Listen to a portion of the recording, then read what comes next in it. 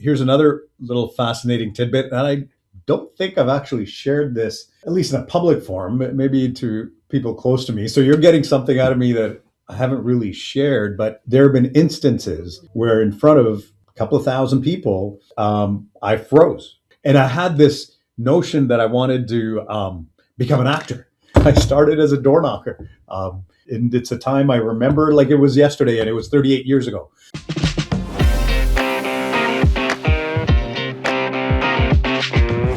This is the Profitable Broker. All right. Welcome to the Profitable Broker Podcast, where we talk to industry leaders and brokers that are really moving the needle. And today I'm really excited. I've got Gurinder Sandhu from Remax Real Estate Services. Gurinder, welcome. Wayne, thank you so much for having me on. I'm excited for today and can't wait to get on with it and share whatever it is that I can. Well, I'm sure you can share a lot, Gurinder. I mean, let's get started. I always like to ask people how, what led them to real estate. But I just want to back up for a second for our audience, because you have quite a resume. One that, most people in terms of brokers wouldn't think, holy cow, this guy's really done a lot. I mean, you've been the chief financial officer for one of the largest organizations in the country. You've been an executive vice president for another one of the largest organizations in the country. You're a chartered accountant, and now you're the broker owner of a 300 agent plus brokerage. Wow, that's amazing. Well, so much more to do for sure. But, in reflecting on the number of years I've been in the business, I've had the good fortune of looking at the business from a number of different angles. And I think from angles that many broker owners haven't had the opportunity to do. So I've been very fortunate that way. And I think it helps.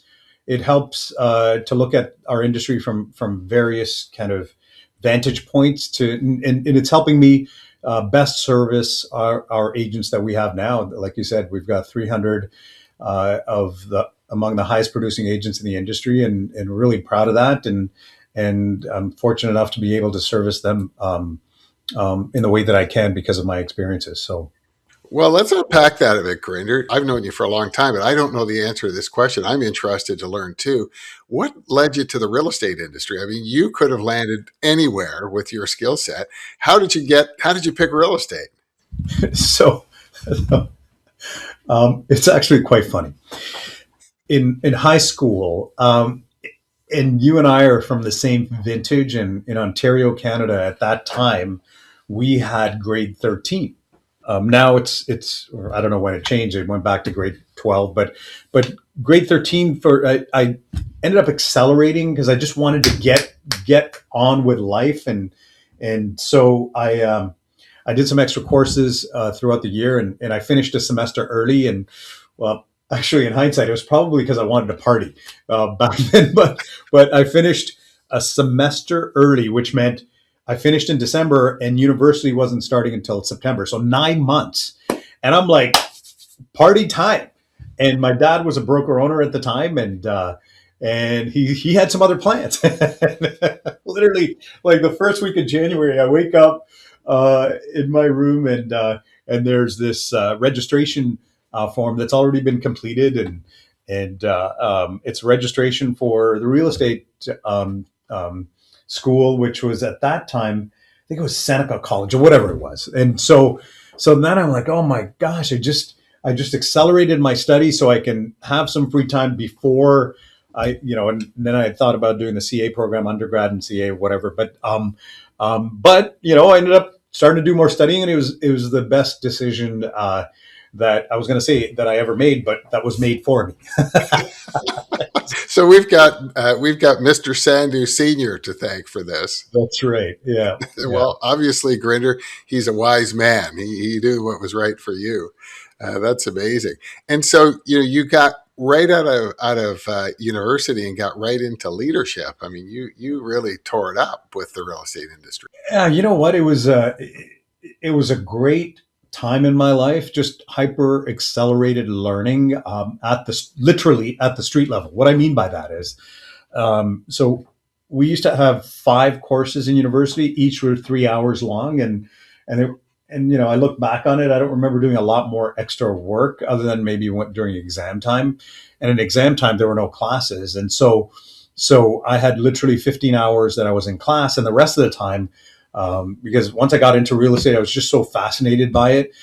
So I took a few months to do the course, and then I got into it full time, and then I already committed to the university, and but 15 hours of school time, give or take a few more hours to study, and the rest of the time I was literally pounding the pavement. So I started as a door knocker, and it's a time I remember like it was yesterday, and it was 38 years ago. So yeah, that's how I I'll bet that's you what happened. fondly remember. It's interesting, Grinder. We all have sort of preconceived notions, right, about professions, particularly. And so we have a preconceived notion about a realtor, and we have a preconceived notion about a CA, about a chartered accountant, which of course you are. And I can remember when you were the executive vice president of one of the large companies, national companies. I was invited and I knew you, but I'd never kind of seen you live. We'd been in meetings and stuff, right? And so I was invited to this Christmas party, and I saw you were on the agenda, and I thought, well, that's kind of I thought, well, that's kind of interesting.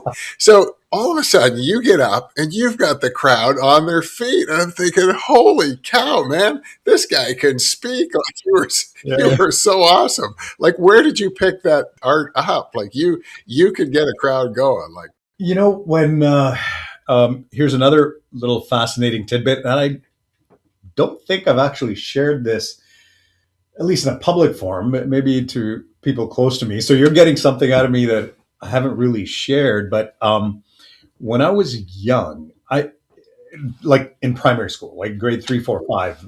Um, I I had these. I idolized some actors, and so I would study how they would speak and on film, and then I would practice, and I had this notion that I wanted to become an actor. And so when I was very young, I wrote a script. I think it was grade 4, 5, 6, or something like that. And so I joined drama class so I can hone my speaking skills and my directing skills because I wanted to act and direct.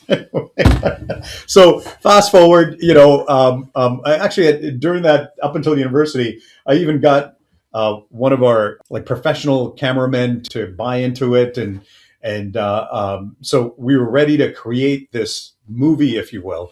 And I'm a kid, I don't know any of this, but what I didn't realize is I'm developing these skills of communication as I'm practicing and preparing and then fast forward to university, the script that I'd written when I was in grade 6, 5, 6, actually created a play that I directed, and then I would run student organizations and get in front of people, hundreds of people at a time, and when the play finally happened, it was performed in front of probably 2,000 people, and so just being live in front of thousands of people, it was nerve wracking. I mean, I remember, before the plays that I was involved in, that, got very little sleep because I'm just so wired. But then being in front of it's like anything else, like in our real estate, sales business, brokerage business, you got to practice.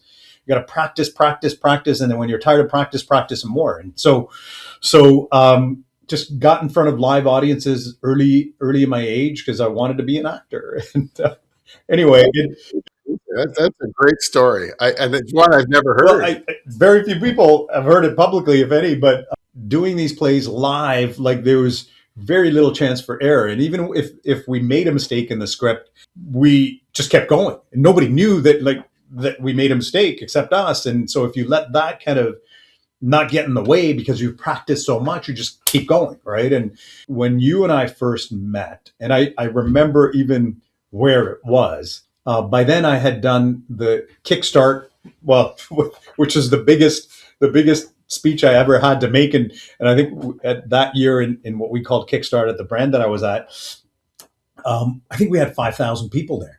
So now I'm back to, fast forward, a couple of decades after my initial not being able to sleep the night before. Now I know I'm in front of 5,000 people and I've never done that big of a crowd before.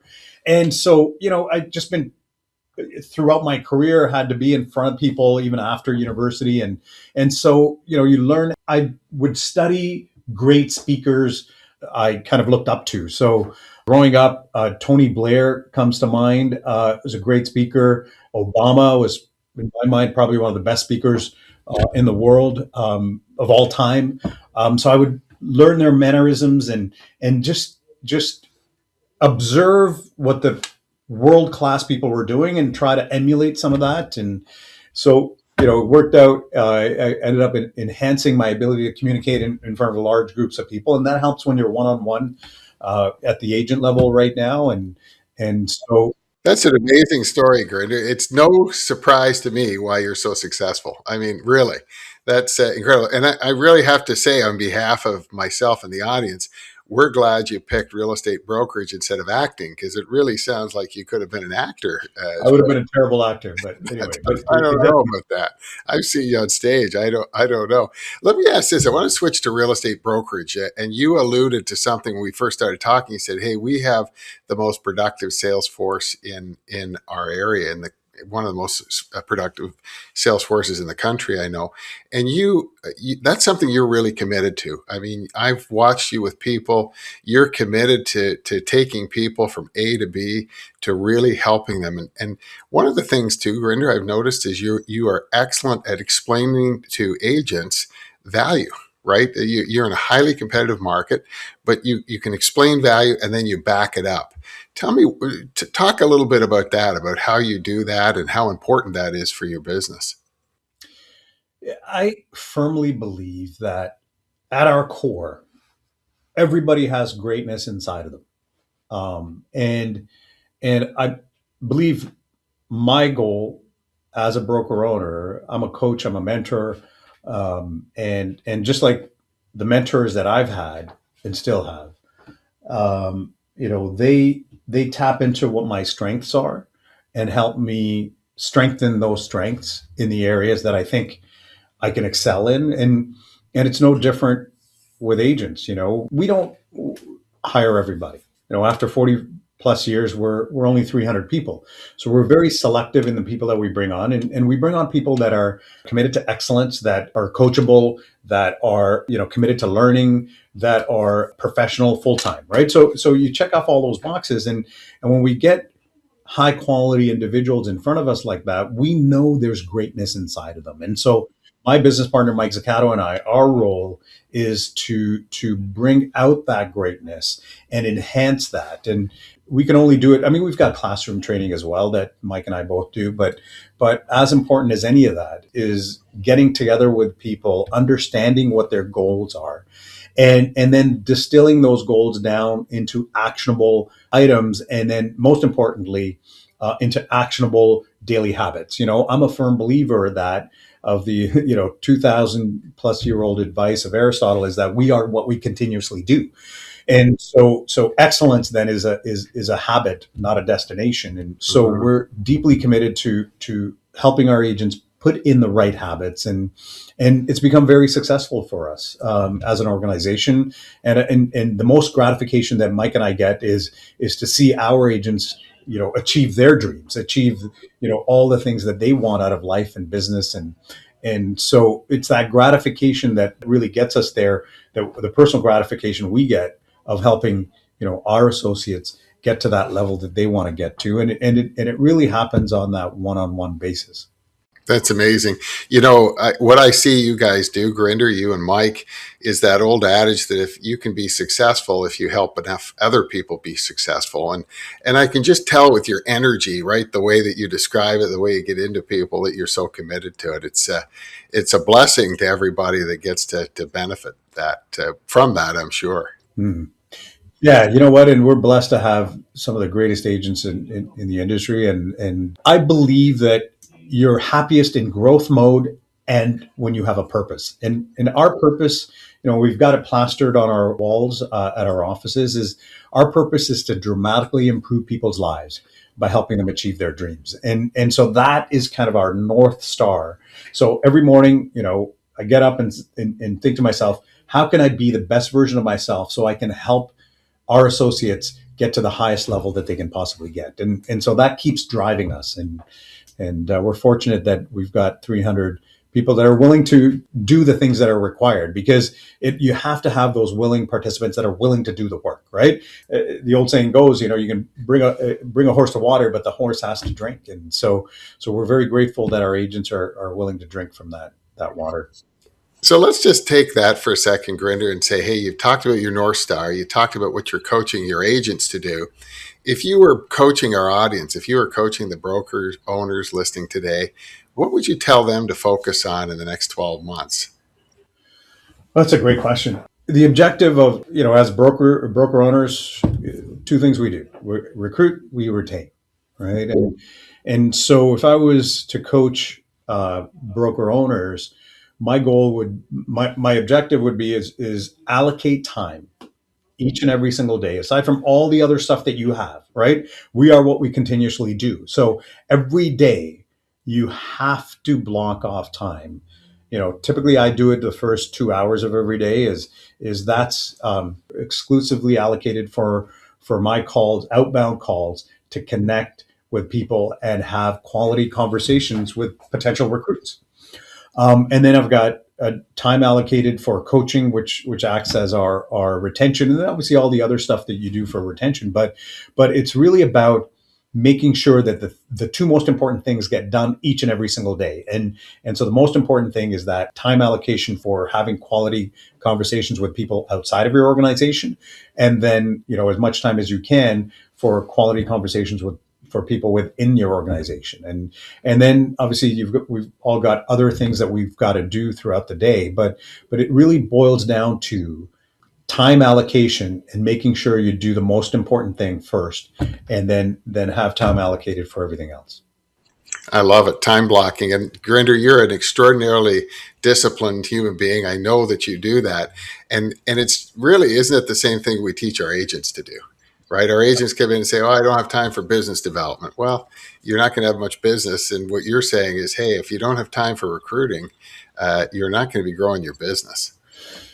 Absolutely. I think we're broker owners. We're not selling homes, but we are selling. We're selling ourselves, our services, to help agents grow their business. And so selling is just about having those conversations, asking those quality questions that will uncover what the objectives of who you're selling to are, and how what you offer aligns with those objectives. And since I've been coaching with you, Wayne, I mean, that really reaffirms that point that we've kind of know all along, but then you need that mentor to kind of make sure that you keep doing what you say you're going to do, right? And so the agents are using me as the mentor, and I'm using you as the mentor to help guide me through and make sure that I keep doing what I'm supposed to do. That's great. That North Star.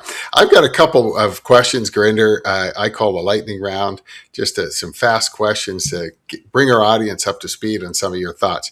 Tell me, what book do you think we should be reading right now? What book are you reading that we should be reading? I just finished the 5 Wealth Habits. It's by somebody by the name of Orlando Bloom. Might have the wrong title, but it talks about what are wealth is just not financial, right? And people who just chase financial wealth let their relationships, their health, their everything else. So this is it's called the 5 It's Wealth Habits or something. We know it's by Orlando Bloom, the latest one. That's fantastic. I just read that, but for anybody that hasn't ever read Think and Grow Rich or How to Win Friends and Influence People, those are probably, in my humble opinion, the 2 best business books of all time. And they were written, in the early 1900s. And so most of the business books I've read that have been written post those 2 books have some of their strongest concepts they borrowed from those 2 books. And so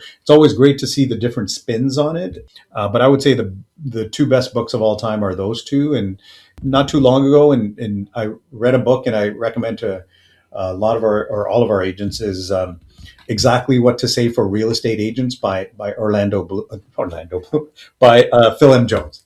Right. Yeah. Excellent. You know what is interesting, Grinder? I just bought our 50-year-old son, our youngest son, a copy of How to Win Friends and Influence People. And it's like you say, it's required reading for Yeah. everybody. I, Uh, that's amazing. What podcast should we be listening to? so I listen to Brian Buffini. I listen to Super Agents Live. I listen to is it Diaries of a CEO? I Hmm. think that's the title of it. I also haven't listened to it for a while, but it's a fascinating. Should be better with names, but it's been a few months since I've. When I find my phone, I'll I will give you. There is another one that I listen to. I just the title escapes me. Excellent. What do you like to do in your spare time? I play a lot of sports. I spend time with my wife and kids quite a bit. We love to watch sports together. So we were just at the Jays game yesterday afternoon, all five of us together, and three kids are in various universities. So whenever we get together, we love to do stuff together. And truth be told, I mean, my most favorite activity to do is with my three kids and my wife, go out for dinner, because when you're out of the house and you're out for dinner, the conversation flow is so different than having a dinner at home on the kitchen table. And so probably my favorite pastime is dinner with my family and dinner with my friends. And just because that's an opportunity where you can just sit, relax, and just talk. Build some relationships. A dinner with the family. I love it. Tell me this, Grinder. Tell our audience what's the most important leadership lesson you learned. Oh, wow. That's a great question. I would say it's about that customized approach toward leading other people. Everybody's different, and everybody's motivated by different things, and everybody has their own unique skill set. And I think in the modern leadership, in my mind, is custom tailored to the individual. And I think that's the best way to lead. We don't, outside of broker owners, I mean, it's hard to do that many times, but or in other industries, but in our industry, I think if you've got that ability to lead people, the customized, because everybody has greatness inside of them, but it's going to take something different for each person to unleash that greatness in people. And so I think that custom tailored approach where you get to know people, that's how you figure out how to best lead people. That's awesome, Grinder. So it's really finding out how you can help others, right? Yeah. One last question: what is the what failure? I mean, we all talk about successes, right? What failure taught you the most in your life? It's around communication. I've been a student of communication and how to best communicate with people, as I mentioned early on, since I was very early in age. But doesn't mean that every conversation is going to be perfect. Every speech is going to be perfect. Far from it. My speeches are never canned. I don't read my speeches when I do it, and I still get the opportunity to speak in front of larger crowds because I love to do that. And I don't, and I do videos, and I don't script the videos. It's free form conversations, and so there have been instances where in front of a couple of thousand people, I froze, and at that point, the whole world kind of gets shaken up in front of you, right? I would get off stage, and after the initial shock wears off, I kind of reevaluate. I took a deep dive. Said, why did I freeze? What happened? And what I realized is I froze because of the stress around what I was about to go into next. And why did I have that stress? Because in that specific instance, I hadn't prepared to the level that I normally prepare at. So the inability to prepare, or the lack of preparation, led me to that stress that put me in that kind of mode that I froze, and I didn't know what next I was supposed to say. And it happens individual, when I'm doing one-on-one coaching, it's happened before.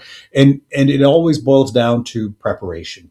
Prepare, practice, practice, practice, so that, and there's a saying, and I might get it wrong, whereas, the amateurs prepare until they get it right. The professional prepares until they don't get it wrong. And what I realized is that I hadn't prepared enough to not get it wrong. And so the biggest lesson I learned is when you're leading people, you have to communicate with them, and when you're communicating with them, you have to be prepared to a point where you will not get it wrong. And so that was probably the biggest lesson that I've learned. Wow, Gurinder, you started with a mic dropper and you ended with a mic dropper. That is phenomenal. That is huge, man. And what great advice for us all, right? Let me ask this question. You're one of the most successful broker owners in the country. You help people take their careers to heights they've never seen before. How do people get a hold of you? How do people get in touch with you if they want to get in touch with you? Yeah, so I'm on all the platforms. You can just Google Gurinder Sandhu, put Remax there, because if you don't put Remax, there's a cricketer in Australia that's going to pop up. And he's a much younger, much more handsomer version of me, but he's not going to know anything about real estate coaching. So, so I'm on all the platforms. My email address is Gurinder S. So GURINDERS as in Sam at our phone number, which is 4561000.com. So that's the email address. And then my mobile number is 647-969-5961. Any one of those, I'd be more than happy to connect. Just let me know that you heard of me on Wayne's podcast. Otherwise, otherwise I might not return your call. You might not know who it is. That's wonderful, Gurinder. And anybody who's thinking of calling, I would tell them to call. Thanks for being such a great guest, for sharing so many successes with our audience, giving us great advice. And of course, I'm looking forward to sharing many, many more successes with you. If today's episode resonated with you, hit subscribe or follow so you don't miss what's coming next. More stories, more lessons, and the unfiltered side of what it really takes to succeed in the market. I'm Wayne Einhorn, and this is The Profitable Broker. Real conversations about what it takes to run a successful brokerage. And we're just getting started. Let's go. This is The Profitable Broker.